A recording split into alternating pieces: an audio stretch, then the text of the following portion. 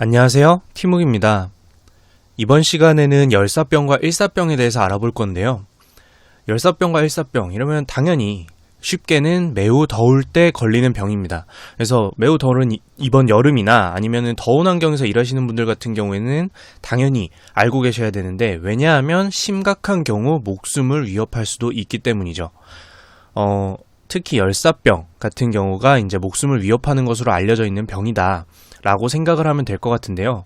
이 열사병의 특징으로는 일단 체내 온도, 체온이 40.5도 이상까지 올라가는 병이라고 보면 됩니다. 그러니까 몸속에 열이 막 쌓여가서 심지어는 체온이 40.5도 이상으로 올라간다는 건데, 정확히 40.5도가 넘어야지만 열사병이라고 하진 않고요. 증상에 따라서는 증상을 확인해보고 40.5도가 안 되더라도 특정 증상들이 나타나면 열사병으로 판단하고 빨리 조치를 취하는 것이 좋습니다. 특징적인 것은 이제 정신 같은 경우에는 매우 혼란한 상태를 보여주고요. 심한 경우에는 이제 의식을 잃는 경우도 있습니다. 그래서 의식이 불명이 되면 바로 이제 조치를 취하는 게 맞다라고, 열사병이다라고 판단해도 된다라는 거죠. 그리고 한 가지 특징적으로는 무한증이라고 해서 쉽게 말하면은 그림에서 보는 것처럼 땀이 나지 않는 건데요. 더우면 우리가 몸에서 땀이 나야 되잖아요. 근데 꼭 땀이 나지 않아야지만 열사병인 것은 아닌데, 열사병인 경우에 간혹 땀이 나지 않는 경우도 보여줍니다. 이거는 왜 그런지를 이따가 설명을 드릴 건데, 혹시 옆에 있는 사람이 뭔가 정신도 혼란하고 뭔가 몸도 안 좋고 엄청 더워하고 몸도 뜨거운데 손에서 몸에서 땀이 나지 않는다면 정말 위험하다, 열사병이다 라고 생각을 해주시면 됩니다. 그리고 이 열사병 같은 경우에는요, 체내 온도가 매우 높은 상태죠. 우리가 보통은 체내 온도가 36.5도 뭐 이렇게 생각을 하는데, 그거보다 4도씨 정도나 높은 상태이기 때문에 온몸에 다 타격을 줍니다. 근데 정말 온몸이라는 표현이 과장이 아니라 우리가 보통 생각하는 중추신경이라고 하죠. 뇌, 척수 안에 있는 신경계, 이런 데가 모두 열로 손상이 되고요. 근육도 손상이 되고요. 우리가 알고 있는 장기, 간, 이런 것들은 모두 다 손상이 됩니다. 그래서 이 열사병은 단순하게 더워서 지치는 이런 게 아니라요, 정말 우리 몸을 열로, 평소에는 겪을 수 없는 체내 온도의 열로 모두 다치게 만드는 병이기 때문에 후유증도 남을 수 있어서 매우 빠른 판단과 조치가 필요하다라고 생각을 하시면 됩니다. 그리고 이제 일사병인데요. 일부러 좀 차이를 명확히 두기 위해서 색깔 차이를 드렸어요. 일사병은 죽음에 이른다라고 생각은 하지 않으셔도 됩니다. 아까 붉게 표현했던 열사병이 그렇고, 일사병 같은 경우에는 체내 온도가 37도에서 40도씨 사이 정도로 36.5도보다는 체내 온도가 오른 상태를 일사병으로 판단할 수가 있고요.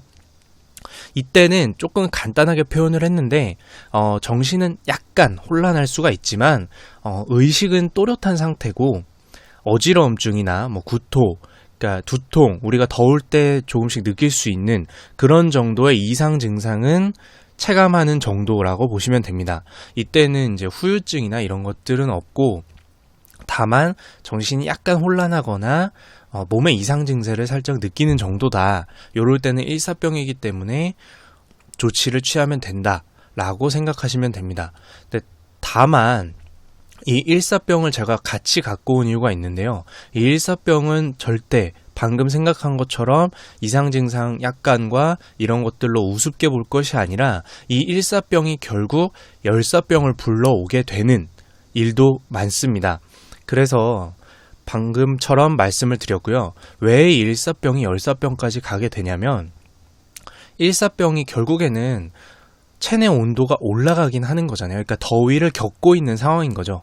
계속 더위를 겪게 되고 있는데, 이때 우리 몸은 정상적인 상태라면 뇌에서 체온을 관리하는 곳에서 땀을 계속 배출한다든지 이런 식으로 체내 온도가 더 이상 올라가지 못하도록 관리를 하게 됩니다. 근데 이런 더위를 계속 겪게 되면은 이 관리 자체에 무리가 오는 거죠. 관리하는 시스템에. 그래서 이 관리 시스템, 요즘에 막 에어컨도 계속 가동되다 보면 전기 모자라서 꺼지고 뭐 고장나고 이렇게 되잖아요. 너무 가동되다 보니까. 그거랑 비슷하다고 생각을 하시면 뇌에서도 같은 관리 시스템이 가동되다 못해 고장이 나서 더 이상 땀이 나지 않고, 아까 무한증, 땀이 나지 않는 게 나타날 수 있는 이유가 이런 것 때문이에요.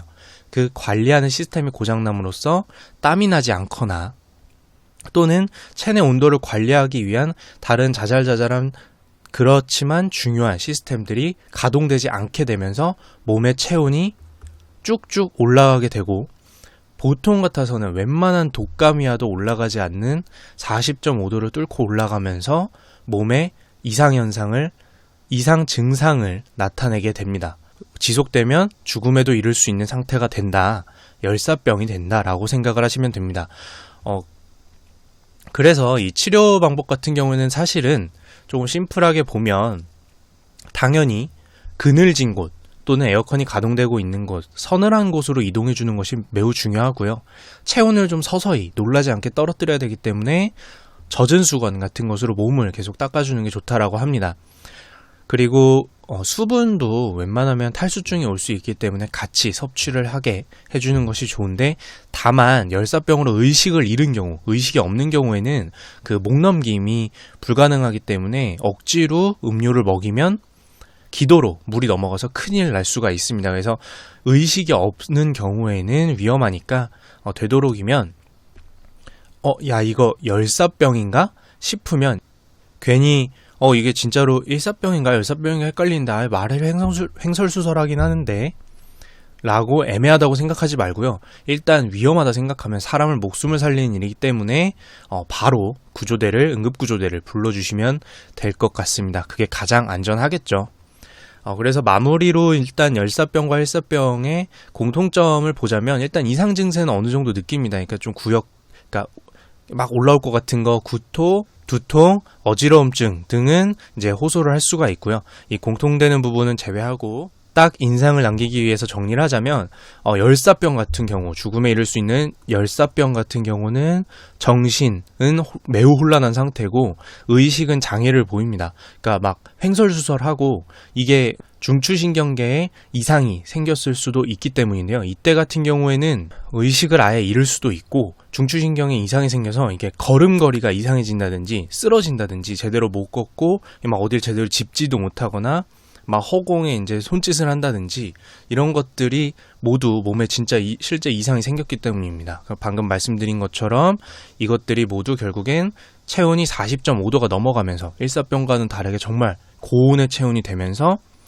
중추신경계에 이상을 미치기 시작한 것이고, 이 사람이 정신이 또렷한 척 하려고 하더라도 이렇게 신체 자체에 이상이 생기면 바로 휴대폰을 꺼내고 응급구조대를 부르는 것이 맞다라고 생각하시면 됩니다. 물론 서늘한 곳에 옮겨놓고요. 왜냐하면 기타 장기에도 이상을 호소할 수 있고 간이나 이런 데도 손상이 가기 때문에 이 사람을 위해서 괜찮다라고 해도 바로 치료를 받을 수 있도록 하는 것이 제일 좋습니다. 반면에 이제 일사병에 대해서 요약한 것은 이제 오른쪽에 정리를 해놨고요. 이 중에서 이제 우리가 일상 속에서는 야 너 40.5도 넘어 이렇게 물어보고 할 수는 없잖아요. 만져봤는데 진짜 몸이 뜨겁고 횡설수설하고, 아니면 뭐 의식이 좀 이상하고 자꾸 걸으려고 하는데 뭐 걷질 못하고 이렇게 휘청휘청하고 이러면 바로 119를 불러야 된다라고 생각을 하시면 될 것 같습니다. 네, 이게 사람의 목숨이 정말 달린 일이기도 하기 때문에 제가 바로 좀 준비를 해봤고요. 여기까지 이상 티묵이었습니다.